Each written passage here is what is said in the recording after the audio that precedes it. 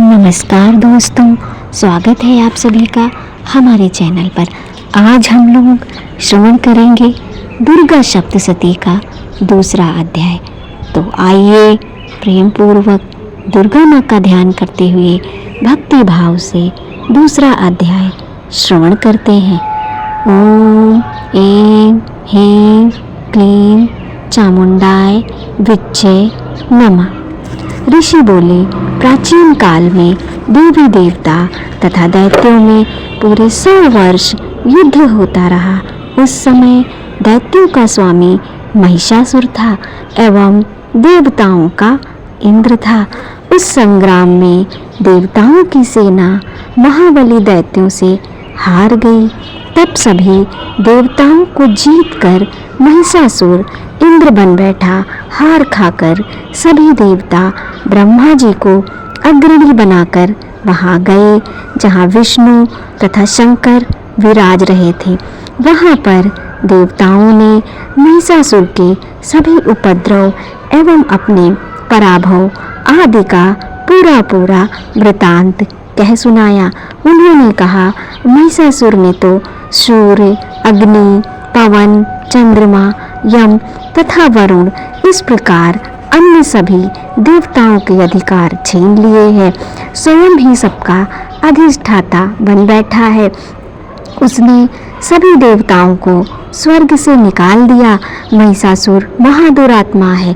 देवता पृथ्वी पर मृत्यु की भांति विचर रहे हैं। उसके वध का कोई उपाय कीजिए। इस प्रकार मधुसूदन तथा महादेव जी ने देवताओं के वचन सुने। क्रोध से उनकी भौहें तन गईं। तब भगवान विष्णु के मुख से एक महान तेज प्रकट हुआ। इसी प्रकार ब्रह्मा तथा शंकर के मुख से तेज प्रकट हुआ। दूसरे इंद्र आदि देवताओं के शरीर से भी महान तेज प्रकट हो आया। सभी तेज मिलकर एक हो गए। वह तेज पुंज इतना उग्र था जैसे कि जलता हुआ पहाड़ हो। देवताओं ने देखा कि उसकी ज्वालाएं सभी दिशाओं में फैल रही हैं। जब वह एक हुआ तो नारी के रूप में आ गया। उसके प्रकाश से तीनों लोक भर गए। महादेव जी के तेज से उसका मुख प्रकट हुआ। यम के तेज से उसके केश हुए। विष्णु के तेज से उस देवी की भुजाएं प्रकट हुई। चंद्रमा से दोनों स्तन, इंद्र के तेज से उसका कटी प्रदेश, वरुण के तेज से जंघा एवं उर्व स्थल, पृथ्वी के तेज से नितंबों का प्रादुर्भाव हुआ। ब्रह्मा के तेज से दोनों चरण, सूर्य के तेज से चरणों की अंगुलियां, वसुओं के तेज से हाथों की उंगलियां, कुबेर के तेज से नासिका का आविर्भाव हुआ। उसके दांत प्रजापति के तेज से प्रकट हुए। अग्नि के तेज से 3 नेत्र हुए। संध्याओं के तेज से दोनों भौहें, वायु के तेज से दोनों कान उत्पन्न हुए। इसी प्रकार दूसरे देवताओं के तेज द्वारा भगवती का प्रादुर्भाव हुआ। तब समस्त देवताओं के तेज पुंज से प्रकट हुई देवी जी को देखकर महिषासुर से पीड़ित सभी देवता प्रसन्न हुए। महादेव ने सभी को अपने त्रिशूल से शूल निकालकर दे दिया। श्री विष्णु जी ने अपने सुदर्शन चक्र प्रकट करके दिया। वरुण ने शंख तथा अग्नि ने उसे शक्ति दी। मारुत ने उन्हें धनुष दिया तथा बाणों से भरपूर 2 तरकस दे दिए। देवराज इंद्र ने अपने वज्र से वज्र पैदा करके दिया। फिर सहस्त्र नेत्र इंद्र ने ऐरावत हाथी से घंटा दिया। यमराज ने कालदंड से दंड प्रदान किया। सागरपति ने रुद्राक्ष माला अर्पित की। ब्रह्मा ने कमंडल भेंट किया। सूर्य ने भगवती के भी रोमकूपों में अपनी किरणें प्रदान की। काल ने तलवार और उत्तम ढाल अर्पण की। क्षीर सागर ने हार तथा कभी न पुराने होने वाले 2 वस्त्र भेंट किए।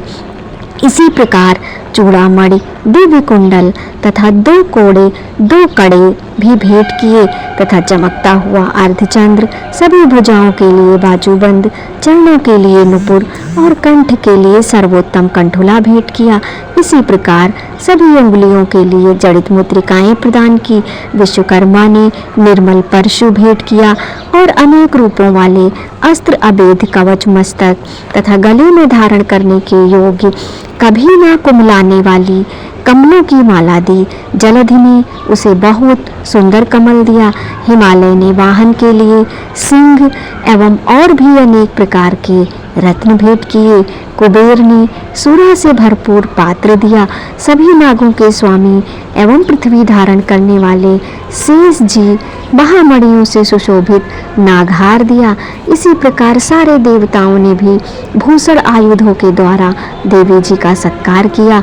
तब तो भगवती ने अट्टहास करके ऊंचे स्वर में गर्जना की। उसके भयानक नाद से सारा आकाश भर गया। तब देवगण प्रसन्न होकर उस सिंह वाहिनी देवी की जय जयकार करने लगे। मुनियों ने भक्ति भाव से नम्र होकर देवी जी की स्तुति की। इधर देवताओं के शत्रुओं ने सारी त्रिलोकी को क्षोभग्रस्त देखा। तब तो वे अपनी सारी सेना को कवच आदि से तैयार कराकर अस्त्र शस्त्र लेकर झट उठ खड़े हुए।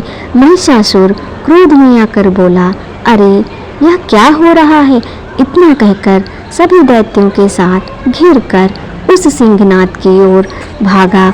वहां जाकर उसने तीनों लोकों को अपने तेज से प्रकाशित करती हुई देवी को देखा। उस देवी के चरणों के भार से पृथ्वी दबी जा रही थी। माथे के किरीट मुकुट से आकाश पर रेखाएं पड़ती जा रही थी। उसके धनुष की टंकार से सातों पाताल क्षोभग्रस्त थे और हजारों भुजाओं से सभी दिशाओं को ढककर देवी खड़ी हुई थी। उन देवी जी के साथ उस दैत्यों का युद्ध आरंभ हो गया। नाना प्रकार के अस्त्र शस्त्रों से प्रहारों से दसों दिशाएं भर गईं। महिषासुर का सेनापति उस समय चिछुर नाम का एक महान दैत्य था।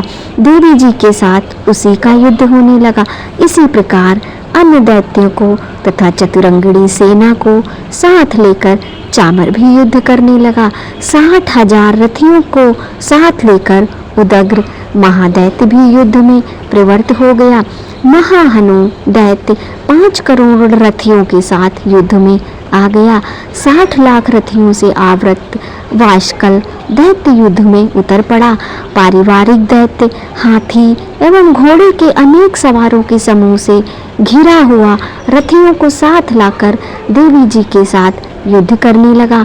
उस रणांगन में स्वयं महिषासुर सभी रथों, हाथी एवं अश्वों की सेनाओं से घिरा खड़ा था। तोमर, भिंदीपाल, शक्ति, मूसल, परशु, पट्टिटस, खंग आदि अस्त्रों से युद्ध में देवी जी के साथ युद्ध करने लगे। कुछ दैत्यों ने देवी जी पर शक्तियां छोड़ी एवं दूसरों ने पाश फेंके। तब चंडिका देवी ने अस्त्र शस्त्रों की वर्षा करके उन्हें तोड़ डाला। इधर देवी जी का वाहन सिंह भी क्रोध में आ गया। अपने गर्दन के बाल हिलाता हुआ दैत्यों की सेना में इस प्रकार घूमने लगा जैसे कि वन में अग्नि फैलती जा रही हो। उस युद्ध भूमि में युद्ध करती हुई अंबिका ने जितने श्वास छोड़े वे ही झटपट सैकड़ों हजारों गणों के रूप में परिणित हो गए। प्रकट होकर उन गणों ने खंग, भिंदीपाल, परशु, पट्टिटस आदि शस्त्रों से युद्ध प्रारंभ कर दिया। देवी जी की शक्ति से वृद्धि पाकर वे गढ़ दैत्यों का नाश करने लगे। साथ में दूसरे गढ़ नगाड़े, शंख आदि बजाने लगे।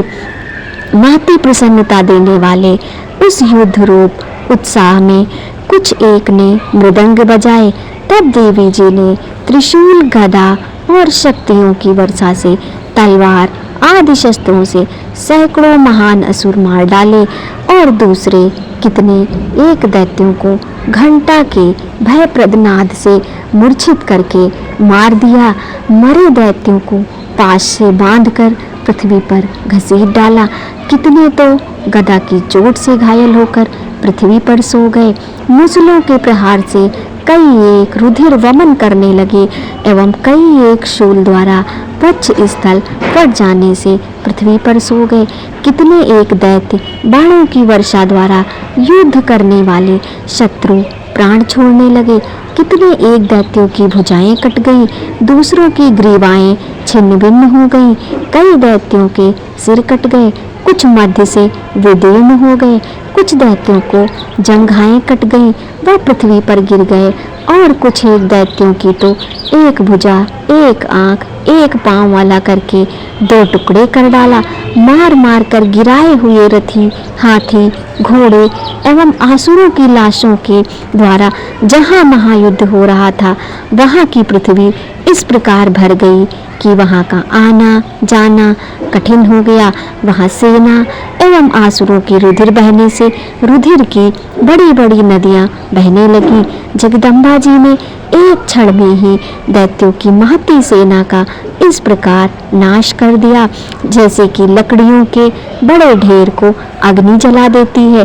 देवी का वाहन सिंह अपने बालों को छटकाता हुआ, बड़ी गर्जना करता हुआ दैत्यों के शरीर से मानो प्राण ही चुन रहा हो, इस प्रकार घूमने लगा।